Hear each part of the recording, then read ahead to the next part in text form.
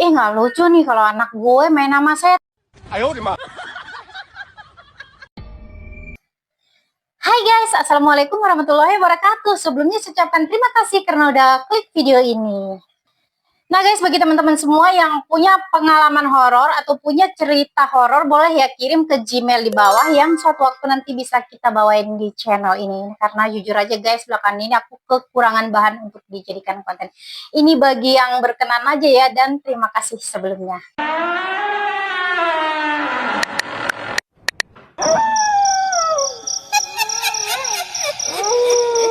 Nah guys, untuk kali ini kita bawakan kisahnya Mbak Ima. Mbak Ima apa Teh Ima ya? Nah, jadi Teh Ima ini guys, dia ngontrak di salah satu perumahan di Depok. Katanya namanya Komplek Perumahan Lama.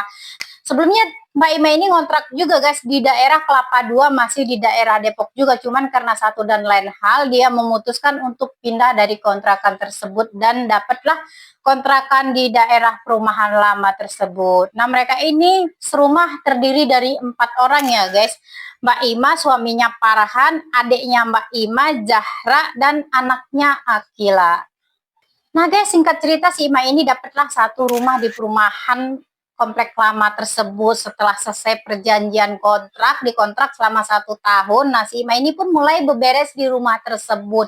Pintunya dibuka, jendela-jendela dibuka, dan dia bebenah berdua bersama suaminya si Farhan. Sementara anaknya si Akila ini dijaga sama Zahra di kontrakan mereka sebelumnya di Kelapa II.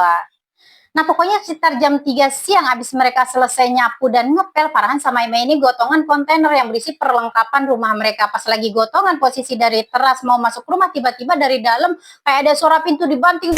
Spontan si Ima ini kaget sampai kontainernya dibanting, refleks kan ya, jadi jatuh. Yang mana ternyata bunyi brak tersebut berasal dari pintu kamar yang di dalam itu ketutup sendiri. Yang masalahnya itu kan di dalam rumah, nggak ada angin, nggak ada apa-apa juga. Ima juga bingung kenapa itu pintu kamar bisa ketutup sendiri, mana ketutupnya kenceng banget. Tapi yaudahlah, nggak mau ngambil pusing, mungkin emang ada yang rusak atau bagaimana. Walaupun si Ima ini sebenarnya penakut, tapi karena posisinya masih siang-siang dan ada suaminya juga di sebelahnya, ya udah aja. Sampai hari ini mereka udah full pindahan rumah, dan saat itu juga mereka udah ada rencana buat manggil ustadz untuk selamatin rumah tersebut biar nyamannya tinggal di tempat baru. Nah kebetulan Pak Ustadznya juga berhalangan, nggak bisa. Yaudah, Ima sama keluarga aja baca-baca doa sama nyetel yang dari murotal dari YouTube gitu kayak yasinan, baca-baca doa aja simbolis nempatin rumah baru. Nah minggu-minggu pertama semuanya normal nih. Suaminya Farhan pergi ke kantor, adiknya si Zahra juga kuliah pergi. Jadi si Ima ini sebagai berumah tangga ya beberes rumah aja sambil jagain anaknya Akila. Nah dari sini ada hal aneh yang akhirnya Ima sadari sewaktu melihat anaknya si Akila kayak sering dada-dada ke sudut atau ke ruangan yang ada siapa-siapa. Pernah nih pas mau maghrib waktu Ima berduaan doang sama si Akila karena yang lain belum pada pulang, pas lagi makin baju Akila pas habis mandi sore, tiba-tiba Akila ini dada-dada ke jendela sama bilang nggak ikut. Nah Ima nanya dong, dada sama siapa nak? Terus si Akila bilang itu kakak ngajakin main. Akila ini masih 2 tahun ya, jadi ngomongnya belum lancar. Nah si Ima ini langsung bingung, anak gue dada sama siapa? Pas dilihat ke jendela soalnya nggak ada siapa-siapa. Ah mungkin halo anak kecil aja. Imajinasinya kan emang suka macam-macam ya kalau anak kecil. Yaudah dari situ Akila ini ditaruh di ruang tengah disuruh nonton TV, sementara Ima buru-buru kayak nutupin jendela sama gorden karena udah mau malam juga. Abis itu dia balik lagi ke ruang tengah, dan di situ dia ngeliat si Akila kayak main gitu sama kayak sesuatu yang gak kelihatan sambil ketawa-ketawa gitu. Nah si Ima ini main nama siapa nak? Terus si Akila bilang main nama nenek. Langsung deh bulu kuduknya Ima berdiri merinding. Nggak lucu nih kalau anak gue main nama saya.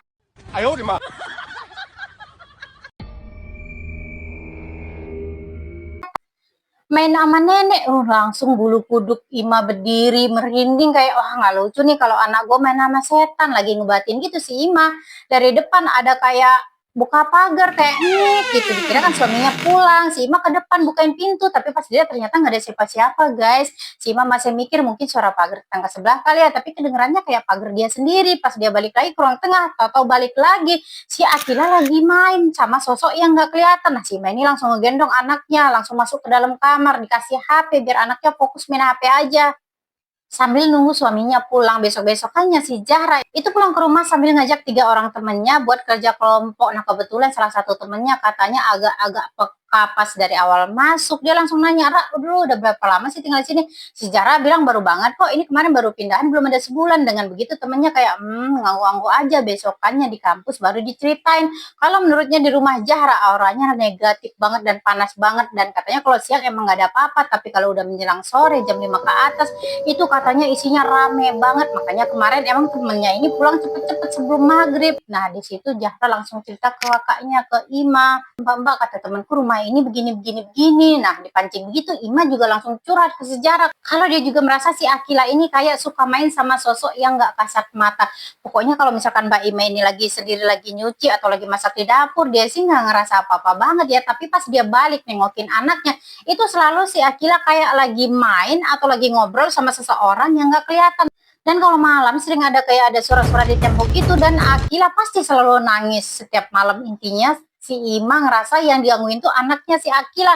Sementara si Zahra yang sebenarnya kondisinya itu cuek, tapi semenjak temennya cerita begitu ditambah sama kayak gayung bersambut dari kakaknya begitu, jadi kayak kebawa suasana jadi parno. Dan lagi-lagi dari cerita-cerita begini pas banget si Akila ini tidur di kamarnya Zahra.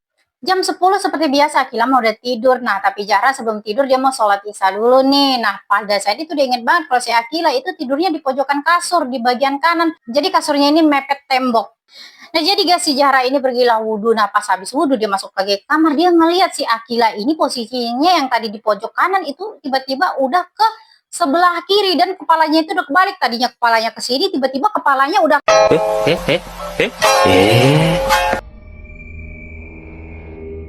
itu posisinya masih tidur pulas ya guys. Nah menurut si Zahra ini itu nggak normal banget, soalnya katanya biasanya si Zahra ini juga tidurnya nggak gocan gitu, biasanya dia tidurnya anteng aja. Nah yaudah pas Zahra ini udah mau sholat, dia dengar suara pintu kayak kebuka krek. Nah udah males banget kalau udah begini ya. Nah gemeteran nih dia nih, tapi tiba-tiba Akila nangis kenceng banget. Nah si Zahra ini nggak konsen, batal akhirnya sholatnya. Dengar Akila nangis sih, Ima langsung datang nanya kenapa si Zahra yang masih gemeteran, bulu kuduknya berdiri sambil bilang kayaknya diganggu deh Kak. Jadinya malam itu mereka tidur bareng-bareng, pet-petan satu kasur. Nah kalau kata Mbak Ima bener-bener lah nih, setan nggak bisa banget lihat orang hidup tenang. Besoknya nih lagi-lagi Ima sama Akila itu berduaan aja di rumah sambil nemenin Akila tidur di kasur, empengin susu.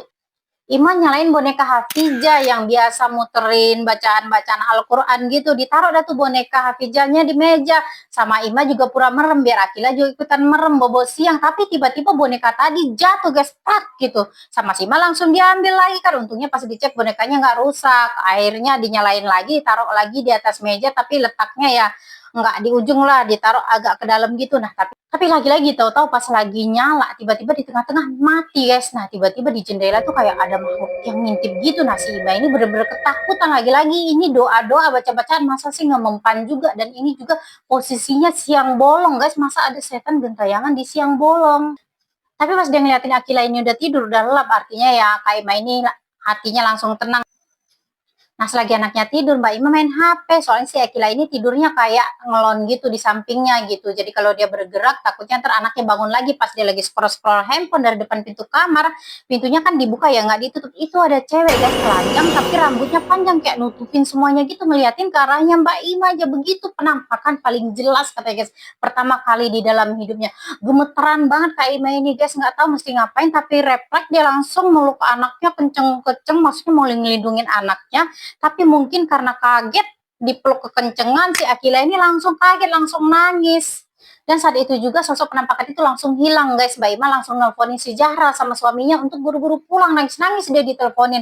Jadi Mbak Imanya nangis, Akilanya juga nangis. Nah tapi yang bisa pulang ternyata cuma Zahra karena suaminya Farhan katanya ada lemburan di kantor, jadi nggak bisa pulang.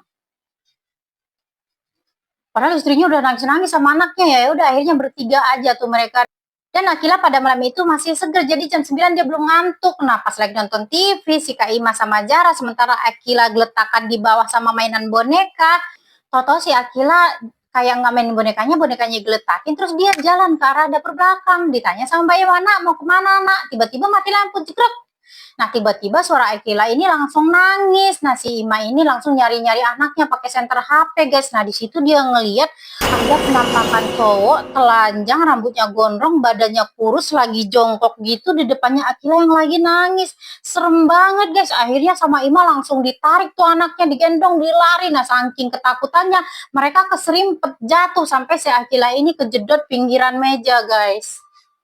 Sementara Zahra keluar rumah nyari sekring lampu dan emang sekringnya turun bukan karena mati lampu. Nah, pas ngelihat kakaknya jatuh dan kakinya terkilir, Akila juga kepalanya kejedot, akhirnya dia minta tolong tetangga. Nah, akhirnya tetangganya datang, tetangga sebelah namanya Bu Marni. Sambil bawa minyak urut, sambil ngurut nih Bu Marni tuh ngobrol sama mereka, bilang kalau sebelum-sebelumnya banyak penghuni yang selalu kayak nggak betah tinggal di sini. Cuman kalau tetangga-tetangga sekitar nggak benar-benar tahu ada apaan sebenarnya di dalam, cuman katanya-katanya aja dari penghuni sebelumnya. Pokoknya setelah kejadian itu besokannya langsung mereka minta Ustadz tempo hari yang nggak bisa datang, ayo Pak doain dah rumah ini biar adem gitu. Tapi ternyata habis didoain bukannya makin adem, malah semakin menjadi. Siang-siang nih pas weekend seperti biasa kan pada nyantai, termasuk Kak Ima yang pada hari itu baru mandi jam 2 siang. Pas lagi mandi nih Mbak Ima ini dengar kayak suara orang ketawa-ketawa gitu, tapi bukan ketawa kuntilanak ya, kayak ketawa orang aja, kayak orang-orang ketawa. Apa itu Zahra sama Akila lagi bercanda ya? Tapi suaranya kok begitu banget gitu. Nah, makin lama makin kenceng nih cekikikannya. Nah, begitu dia keluar kamar mandi, yang dilihat cuma suaminya doang lagi nyemil sambil nonton TV. Nanyalah Mbak Ima, Zahra mana sama Akila gitu di kamar. Nah, kata suaminya ini, si Zahra lagi pergi ke Indomaret bawa Akila. Nah, terus yang tadi ketawa-tawa siapa? Nah, pas suaminya ini ke kamar mandi, dia ngeliat ada gumpalan rambut rontok banyak banget di situ. Nah, pas dia manggilin istrinya, nih rambut kamu rontok banget, kamu kenapa? Pas Mbak Ima ini datang, dicek rambutnya. Nah, itu bukan rambut saya agak coklat, nih rambut hitam banget. Nah, pas dicek lagi ada jejak kaki, guys, yang mengarah keluar dari kamar mandi. Itu bener-bener jejak kaki, dan pas dicocokin jejak kaki itu nggak ada yang cocok sama jejak kaki mereka, karena jejak kaki ini kayak kurus panjang-panjang gitu, nggak cocok pokoknya sama jejak kaki mereka. Langsung kayak, oh bener nih rumah ini ada yang aneh gitu, karena sebelumnya dia cuma dengar curhatan dari istrinya yang dikira istrinya tuh lebay apa gimana gitu. Sampai akhirnya pernah nih pada sekitar jam 8 malam Zahra turun dari Gojek. Nah, Farhan ngeliat dia sambil gendong Akila buat bukain pintu rumah, sementara Mbak Ima ini posisinya lagi mandi di dalam. Pas Zahra menutup pintu depan, Akila itu kayak nunjuk-nunjuk ke atas. Otomatis Farhan sama Zahra ngeliatin ke atas, ternyata tuh ada kuntilanak, guys, pakai baju merah nangkring di atas genteng rumah. Otomatis mereka langsung ngibrit masuk ke dalam. Nah, dari situ mereka udah ngerasa rumah ini nggak nyaman banget, parno banget tinggal di sana setiap hari. Tapi kalau misalkan cari kontrakan baru atau pindah-pindah lagi kan butuh waktu dan butuh uang ya. Mereka juga udah terlanjur bayar kontrakan selama setahun, sementara ini baru 3 bulanan, masih lama. Tapi setiap hari deg-degan lu tinggal di rumah itu. Cuma parahnya makin lama gangguannya udah mulai kayak ke fisik, dan yang bikin horor ya targetnya lebih ke si Akila, anak kecil yang nggak bisa ngelawan. Pokoknya setiap dia mau tidur, Akila selalu rewel dan bilang pundaknya sakit lah atau kakinya perih lah. Yang pas dicek itu kayak ada memar-memar gitu, kayak habis digebukin. Karena orang tuanya nggak mungkin kan ngegituin anaknya. Makin lama sebagai orang tua nggak tega lah ngelihat anaknya kayak gitu memar-memar.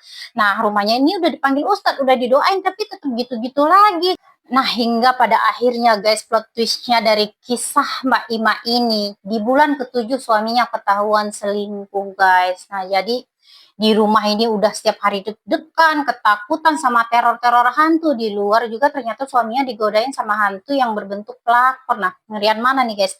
Hantu rumah apa hantu pelakor? Boleh komen di bawah ya. Nah, karena Mbak Ima ini ngerasa udah nggak nyaman ya di rumah, diganggu, suaminya juga ngerasa kayak kurang ajar banget, padahal dia selama ini ngerasa ketakutan banget di rumah. Tapi ternyata suaminya ngaku lembur, pulangnya malam, ternyata lemburnya sama pelakor. Akhirnya si Mbak Ima ini sama anaknya si Akila dan Zahra memutuskan untuk pindah dari rumah tersebut. Nah, si Farhan ini juga nggak lama kemudian katanya pindah guys dari rumah kontrakan ini, yang dimana sebenarnya belum nyampe kurun waktu dalam 1 tahun. Nah, jadi begitulah guys akhir dari kisah Mbak Ima yang sekarang katanya dia sudah menjadi japok alias janda Depok. Nah guys, sekian dulu ceritanya dimanapun Mbak Ima berada. Semoga bahagia selalu dan mendapatkan pengganti Farhan yang jauh lebih baik. Sekian dulu, wassalamualaikum, bye-bye.